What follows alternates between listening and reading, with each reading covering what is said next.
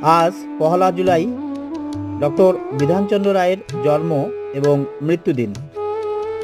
Doctor Bidhanchandra রায় ছিলেন পশ্চিমবঙ্গের দ্বিতীয় মুখ্যমন্ত্রী। ওনাকে বলা হয় পশ্চিমবঙ্গের রূপকার। তিনি ছিলেন বিশিষ্ট চিকিৎসক, শিক্ষাবিদ, সমাজসেবক, এমনকি একজন বিশিষ্ট রাজনীতিবিদ।